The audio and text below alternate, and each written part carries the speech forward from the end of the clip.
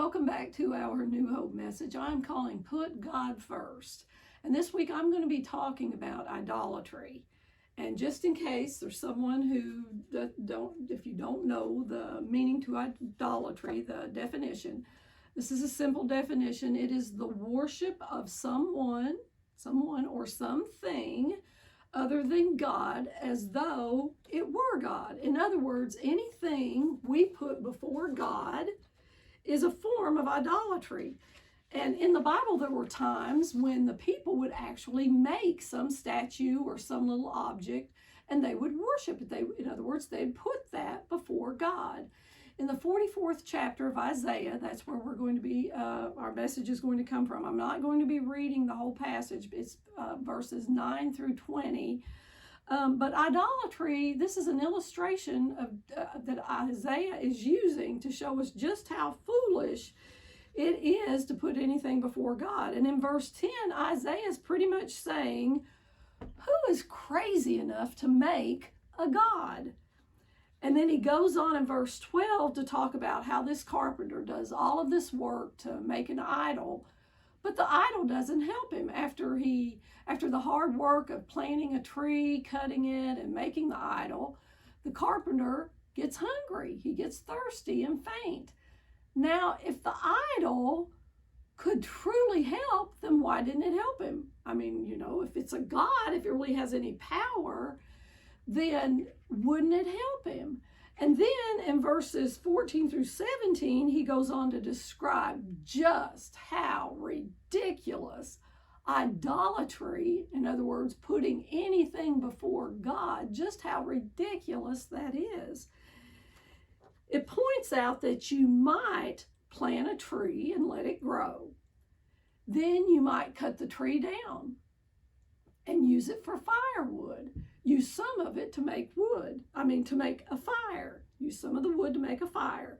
Then the rest of the wood, you make an idol and worship it. How crazy is that? Isaiah is saying, how can a log, so I didn't have an actual log, but just think of this. You cut a tree, you plant the tree, and it grows, and then God provides the tree, first of all, and then you cut it, and you have this log, and you put it on the fire, and you burn the log, and it burns up. But what you have left, you make an idol and say, this is my God. When you think about it, it's pretty foolish. But that's what they were doing. They were making idols out of wood or metal, and then they were worshiping them and depending on them, these idols. So that's pretty crazy, isn't it? Pretty ridiculous. Oh, God, goodness gracious, we'd never do that, would we? But we kind of do, guys. We may not make wooden, metal, or stone items, but we do have idols. So I want you to think of this. This is our lives. Pull this back a little bit. Think of this as your life, your heart. And we want to fill our lives with God. So, and I've just put some words on these. Just think of this. God is our Savior. Put that in there. He is our Creator. He is our Helper. Just fill our lives with God. That's what we want to do. I'm sorry, that was Healer. Here's Helper and Provider. And there are so many things God does. This is just some that I thought of. So we want to fill our lives with God. That's what we want to do. But remember, we're talking about idols.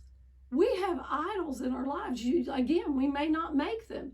So your phone or your computer, think of the time, as I was doing this message, I thought if my granny had known how we were going to spend our whole lives on our phones or our computers or whatever and pushed God aside, if she had known that, she'd have said, there's no way that's going to happen.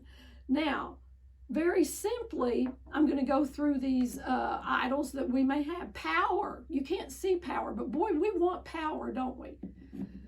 Money, that can be an idol. And none of these are bad. But when we put them before God, they're bad. So money, our home, you would think can our home, how on earth can that become an idol? But it can. Our comfort, we want to be comfortable. And God, again, has given us our home. He wants us to have our homes. But when we want to stay in bed on Sunday morning instead of getting up and coming to church, that may just become our idol. Or if our home becomes so important, we'd rather be home than worshiping God, that our home may become our idol. Okay, entertainment.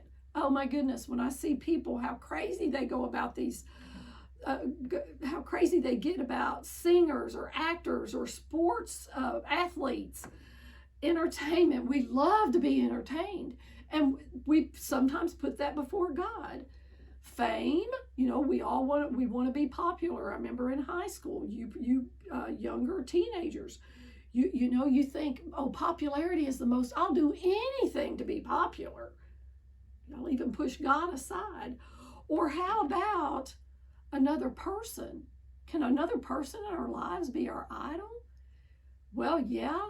When you choose a boyfriend, boys, you choose a girlfriend, or girls, you choose a boyfriend, and that person becomes so important to you that, well, that person doesn't go to church. I don't want to go to church either. My boyfriend doesn't go to church. I'm not going to go to church.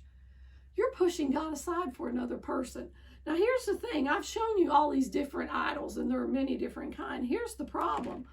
All it takes is one, only one, and the next thing you know, you've pushed God out. You've pushed God. You've removed God out of your life. And then if you get a couple of idols, that are just taking up all your time, and oh my goodness, anything you put before God is an idol, and God is the one who blesses us. So shouldn't we worship? Shouldn't we put